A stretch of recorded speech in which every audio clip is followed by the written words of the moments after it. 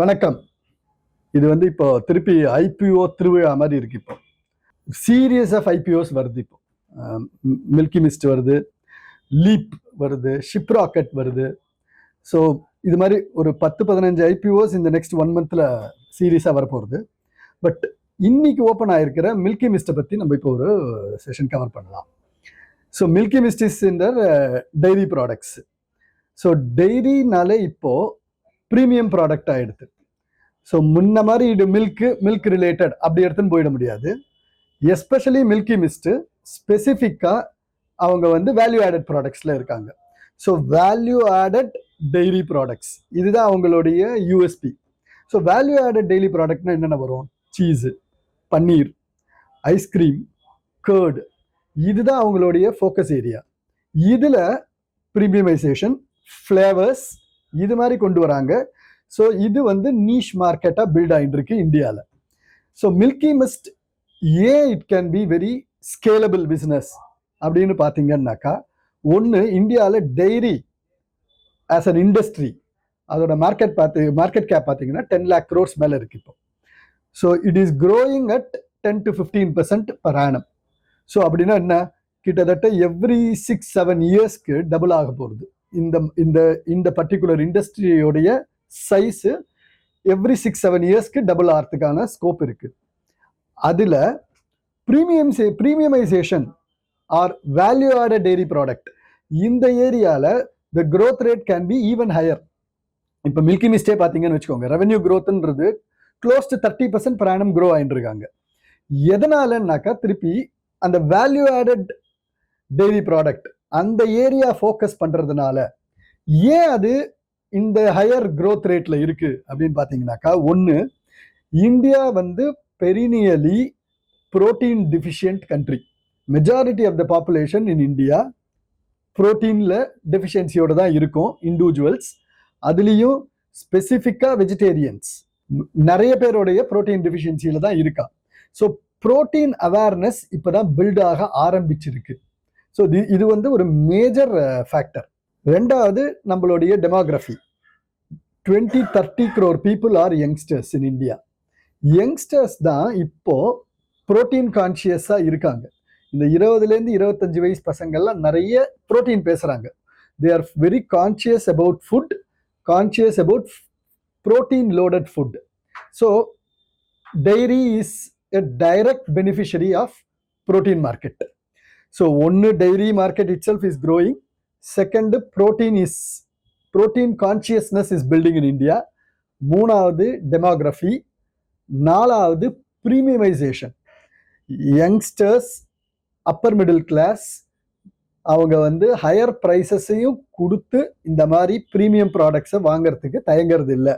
அந்த consumption market ஸ்ட்ராங்காக grow ஆகுது. So this is another very critical factor for Milky Mist for scale. So ஒரு பிஸ்னஸை நம்ம பார்க்கும்போது 2 விஷயம் பார்ப்போம். ஸ்கேல் இருக்கா, க்ரோத்தும் இருக்கா. இந்த ரெண்டும் ரொம்ப கிரிட்டிக்கல். ஸ்கேல்னா என்ன அளவுக்கு மார்க்கெட் கேப் அவங்க போக முடியும், இன்னைக்கு அவங்க என்ன மார்க்கெட் கேப்ல இருக்காங்க, இது என்ன மார்க்கெட் கேப் இருக்கும் இவங்களால போக முடியும். This is one thing. அதுக்கு மார்க்கெட் இருக்கான்றது. ரெண்டாவது க்ரோத் ரேட், அவங்க என்ன க்ரோத் ரேட்ல போறாங்க. இப்போ மில்கி மிஸ்ட் பார்த்தீங்கன்னு வச்சுக்கோங்களேன், இப்போ 3000 கோடி டர்ன் ஓவர் பண்றாங்க. அண்ட் லாஸ்ட் 3 இயர்ஸோட டேட்டாவை பார்த்தாக்கா ரெவன்யூ க்ரோத் 30% கிட்ட இருக்கு. நாம் அந்த 30% கூட எடுத்துக்க வேண்டாம், நார்மலைஸ் பண்ணுவோம். If the growth rate is around 20-25%, அப்படி நார்மலைஸ் பண்ணாலே being in premium market 20-25% top line growth is possible. அப்படி நார்மலைஸ் பண்ணாலே ஸோ 25% க்ரோத் ரேட் அப்படின்னு பார்த்தா every 3 years they will double. So இங்கேருந்து 3 yearsல 6,000 crores, அங்கிருந்து next 3 yearsல 10,000 crores. This is possible. So this is one.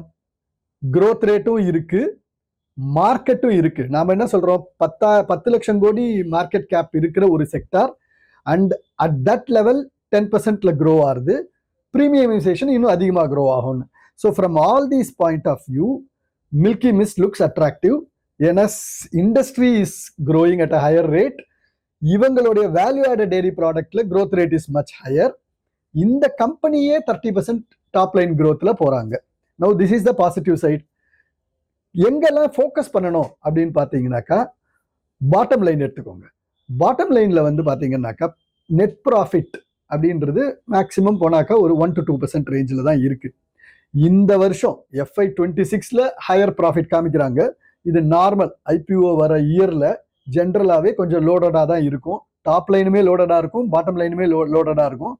So அதை அப்படியே எடுத்துக்க வேண்டாம், நார்மலைஸ் பண்ணுவோம். லாஸ்ட் 3 years ஓட ஆவரேஜ் பேட் பார்த்தீங்கன்னாக்கா 1 to 2%. ஸோ லோயர் பேண்டில் இருக்கு. If they bring efficiency expand ஆகிறதுக்கான ஸ்கோப் இருக்கு. But currently low.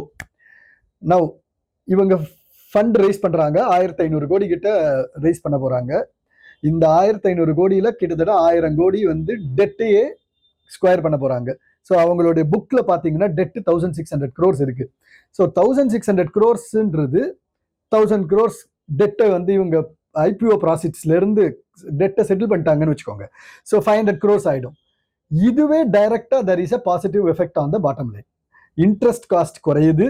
Interest cost குறைஞ்சாக்கா நார்மலா PAT will grow up, PAT will grow. So 2% PAT அப்படின்றது it is possible. If they do well, if they bring productivity 3% கூட போகலாம். So இன்னைக்கு bad லோவா இருக்கு, பட் ஸ்கோப் அதிகமாக இருக்கு. ப்ரீமியம் ப்ராடக்ட்ல இருக்காங்கன்றதுனால possibility of increasing the PAT by way of reducing டெட்டை குறைச்சிடலாம். இதுவே ஒரு பாசிட்டிவிட்டி. ப்ரொடக்டிவிட்டியை ஆட் பண்ணாங்கன்னாக்கா ஸோ பேட் ஏறறதுக்கான ஸ்கோப் இருக்கு.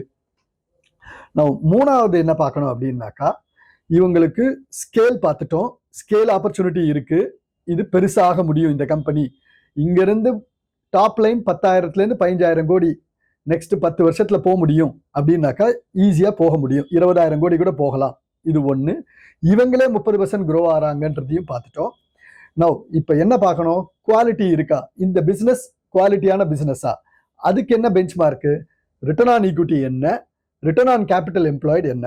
இந்த ரெண்டு தான் குவாலிட்டி ஆஃப் த பிசினஸை டிட்டர்மைன் பண்ணுது.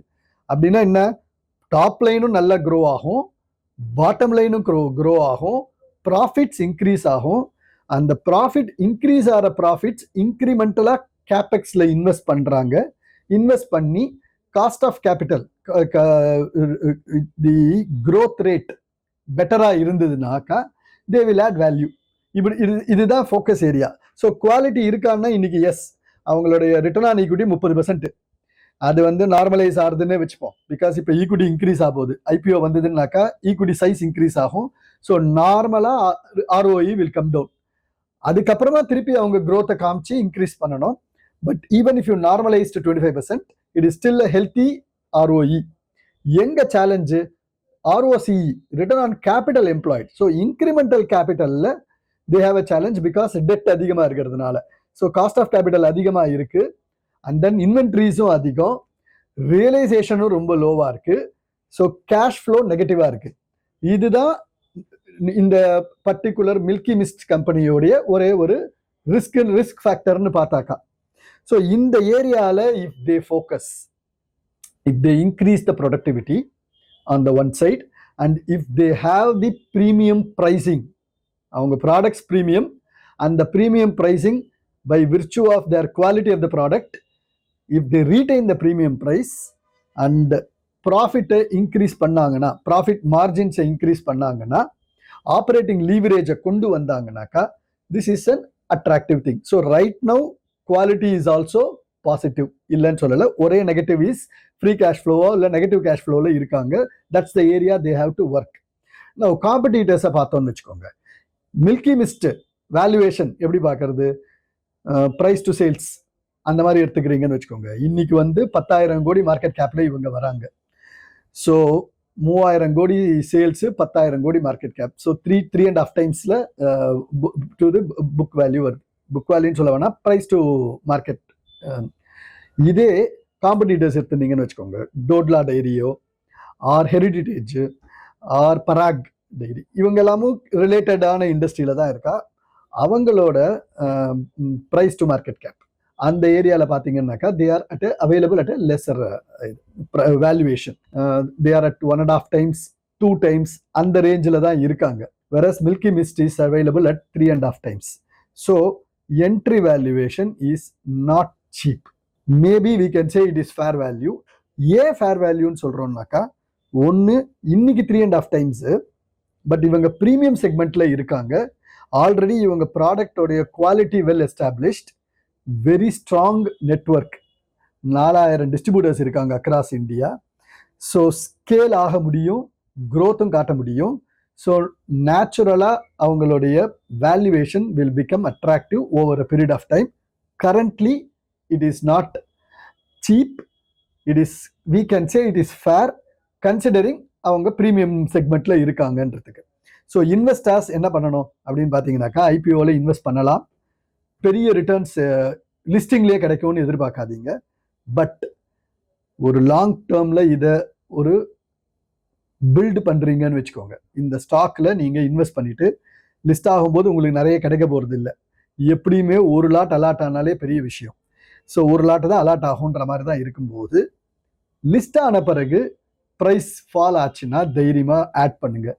பிகாஸ் லாங் டேர்மில் இவங்க ப்ரீமியமைசேஷன் ப்ராடக்ட்ல இருக்கிறதுனால their operating leverage will come and play over a period of 3 years.